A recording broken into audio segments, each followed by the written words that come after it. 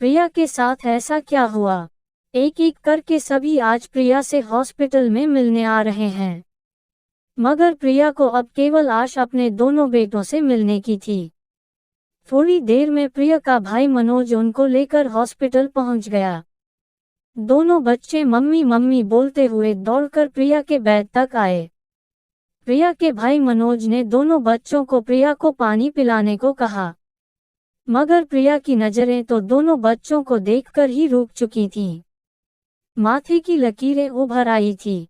हाथ जरा सा अपने बेटों को प्यार देने के लिए उठते ही बेड की बिस्तर पर गिर गए।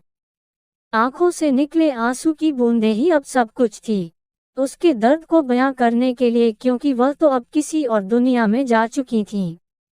वहीं जहां लोग कहते हैं कि वहां तक जाने का मार्ग तो है मगर लौटकर आने का मार्ग नहीं। आखिर प्रिया कौन थी और वह हॉस्पिटल तक कैसे पहुंची थी? क्या हुआ था उसके साथ? इन सभी सवालों के जवाब को मैं दूसरे अंश में लिखूंगा।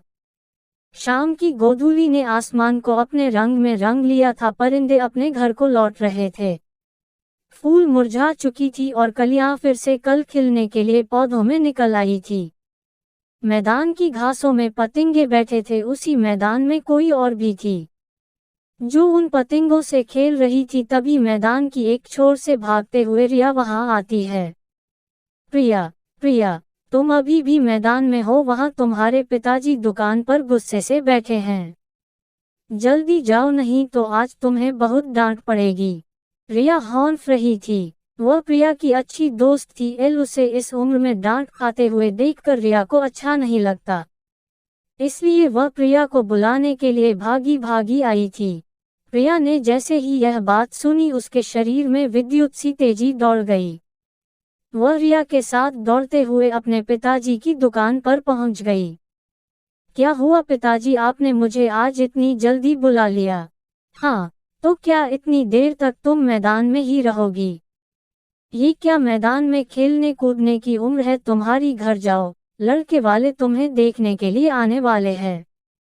पिताजी को गुस्से में देखकर उसके मुंह से केवल जवाब में ठीक है ही निकला, जिसकी आवाज केवल उसी के कानों तक पहुंची। वह घर जाने के लिए दुकान से 2 कदम चली ही थी कि पीछे से एक आवाज आई, प्रिया बेटे दुपट्टा कहाँ है तुम्हारा?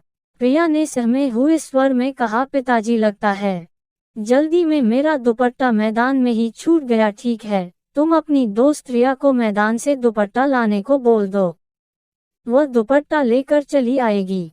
अभी तुम घर जाओ। प्रिया के पिताजी एक छोटी सी किराने की दुकान चलाते हैं और समाज में 18 वर्षीय जवान लड़की का यदि दुपट्टा मैदान में रह जाए तो लोग उस लड़की पर लांछन लगाने में जरा भी देरी नहीं करेंगे।